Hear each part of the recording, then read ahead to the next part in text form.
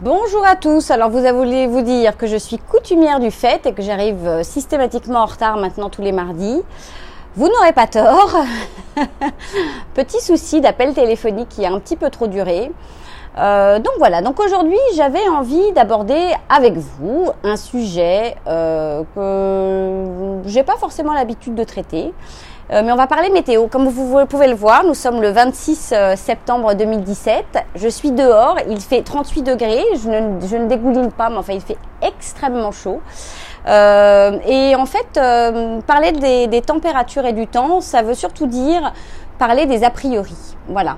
Parler de toutes ces phrases que vous allez entendre le jour où vous prenez enfin la décision de venir immigrer et vivre au Québec, le jour où vous annoncez à vos familles, à vos amis que ça y est, vous partez vivre à Montréal, ou alors vous partez vivre à Québec, ou alors vous partez vivre au Canada. Là, tout le monde va vous regarder en vous disant « Mais tu te rends pas compte, tu vas avoir froid, il n'y a pas d'été, les gens vivent dans des souterrains. » Tout un tas de petites phrases comme ça de personnes qui ne sont certainement jamais venues au Québec, ont effectivement vu passer quelques vidéos, ont peut-être des copains qui vivent là-bas. Donc tous ces gens qui vont vous dire il n'y a pas de culture au Québec, tu te rends pas compte, quitter la France, nous sommes le numéro 1 du point de vue culture, on a de l'histoire, c'est vieux chez nous, c'est la vieille France. Donc voilà, vous allez avoir tous ces gens qui ont ces a priori, qui vont venir vous voir et qui vont essayer en fait de vous démoraliser, qui vont vous mettre de sérieux doutes quant à la décision de votre départ. Qui du coup vont parfois rendre un peu aigre et un peu difficile cette prise de décision. Surtout que quand on prend enfin la décision de bouger, quand on prend enfin la décision de partir, on sort un peu de sa zone de confort, on sort un peu de cette espèce de routine dans laquelle on s'était installé, on va essayer de se battre contre soi-même, même si c'est une aventure extraordinaire. Je vous avouerai que c'est quand même, voilà, c'est vraiment un gros, je sors et je me mets en dehors de ma zone de confort.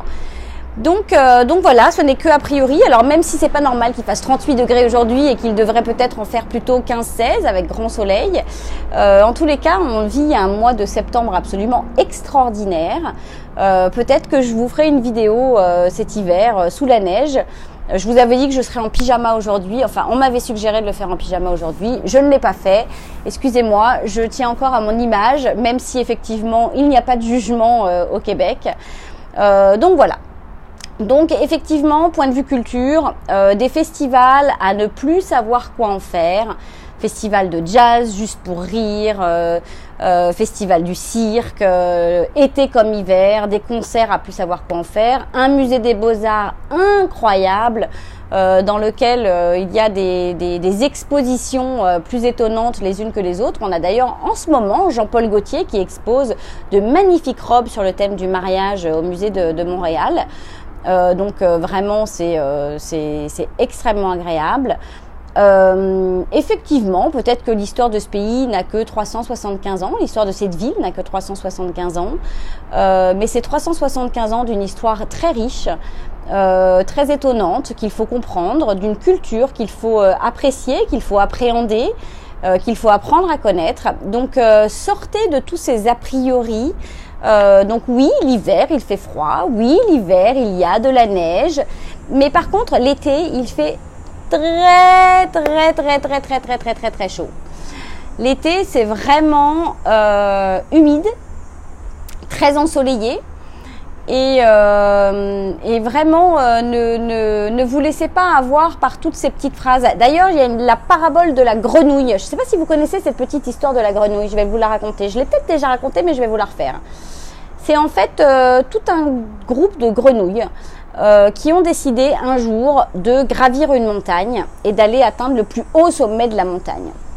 Énorme challenge que se sont fixés ces grenouilles.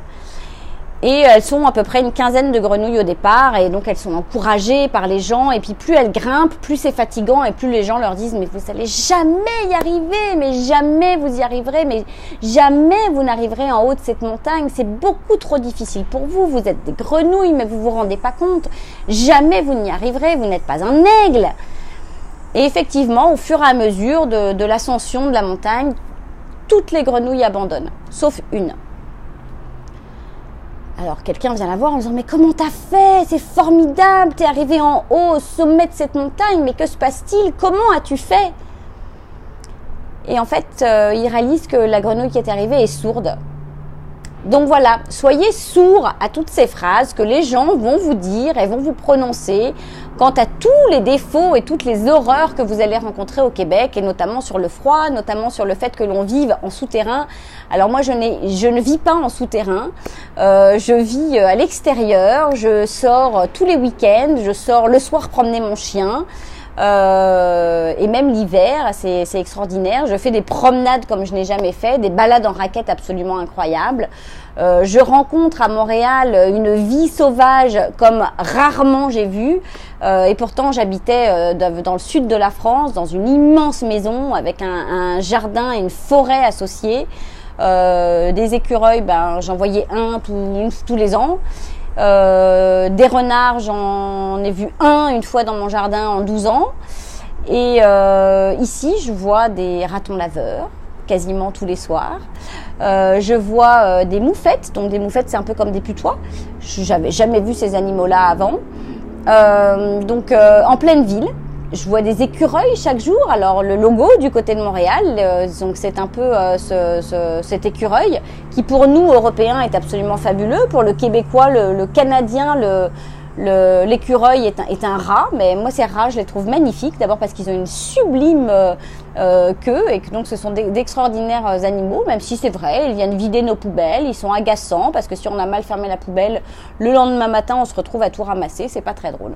Donc voilà, donc attention à tous ces a priori, construisez votre projet, ayez confiance en vous, n'écoutez pas ce que l'on va vous raconter et je vous confirme que vivre à Montréal, c'est absolument extraordinaire. Voilà, je vous dis pas que tout est facile. Actuellement, nous essayons d'acheter une maison, je vous avouerai que c'est très compliqué, ça fait plusieurs fois que je vous en parle.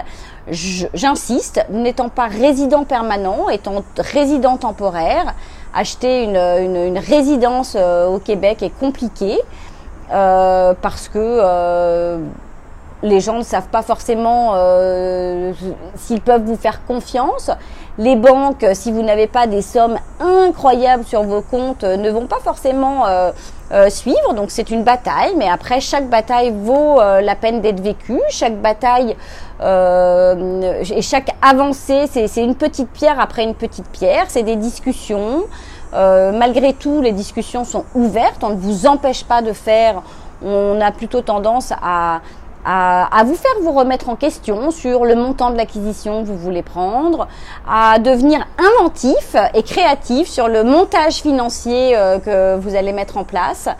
Donc il y a plein de possibilités, mais c'est vrai qu'il faut souvent rencontrer le bon interlocuteur et rester créatif. Voilà, s'ouvrir un peu aux opportunités. Je vous en ai déjà parlé, que ce soit au niveau professionnel, que ce soit même au niveau personnel. Il faut vraiment systématiquement, quand vous venez vivre comme ça dans un autre pays que le vôtre, devoir apprendre une autre culture que celle dans laquelle vous êtes, rester un peu ouvert aux opportunités, à la créativité, à l'inventivité.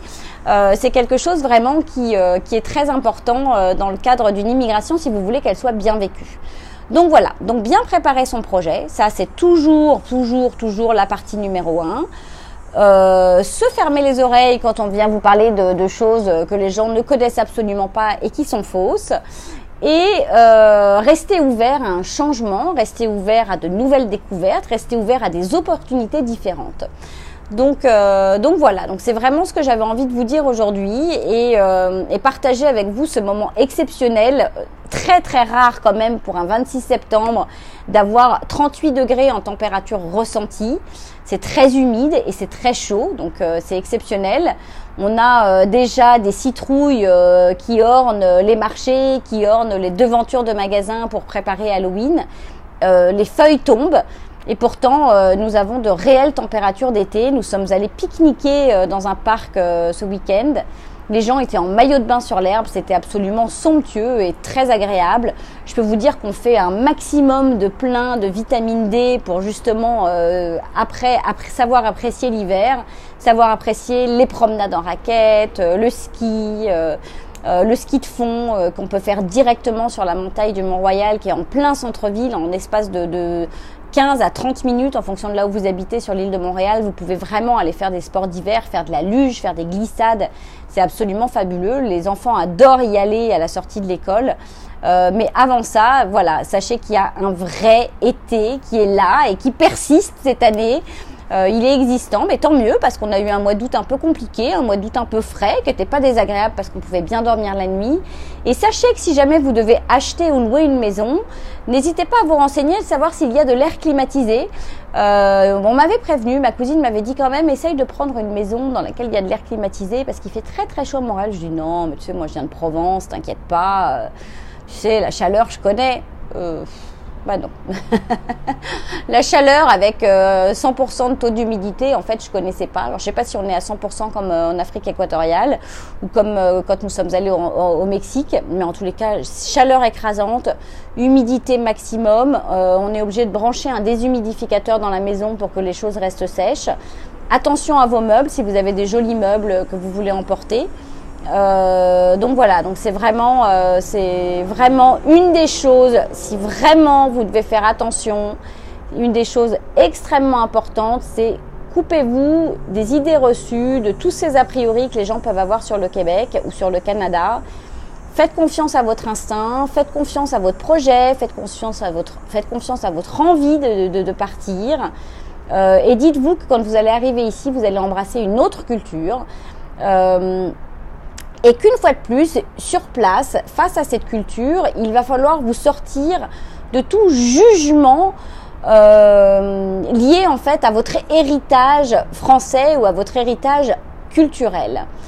On a un peu trop tendance, nous Français, à avoir un avis tranché sur certaines questions. On a un peu trop tendance à...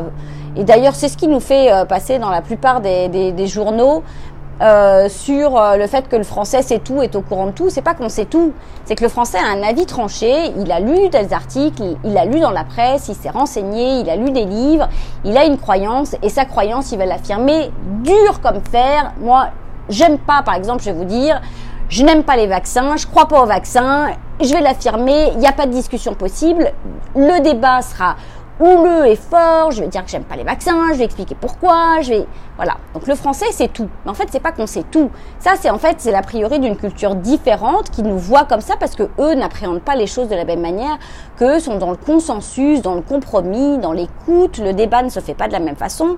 Le débat se fait silencieux. Si vous faites attention à la révolution tranquille qui a été faite dans les années 60, elle est tranquille. Pourquoi? Parce qu'ils n'ont pas sorti les armes, ils n'ont pas sorti les pierres, ils se sont pas révoltés en se bagarrant. Ils ont juste fait une révolte. Les francophones ont cessé de se rendre dans les magasins anglophones, décidant que le Québec resterait français avec une langue française. Ils ont simplement cessé d'acheter dans des boutiques anglophones où on leur obligeait de parler anglais. Ça s'est fait très calmement et très doucement, en tous les cas plus calmement et plus doucement que ce qu'on aurait pu croire avec mai 68 en France. Donc voilà, chaque pays a fait un peu sa révolution. D'ailleurs, le musée de Montréal, qui a fait une très belle exposition qui s'appelle Révolution, explique bien en fait toutes ces années 60, ces années où les gens ont un peu été se révolter et se battre. Ça s'est fait un peu partout dans le monde. Et en tous les cas, ici au Québec, ça a été fait de façon tranquille. Donc voilà, donc sachez qu'effectivement, nous, on va avoir un avis tranché, on va être un peu à donner notre avis un peu sur tout, comme ça, et en pensant qu'effectivement, c'est notre façon de faire.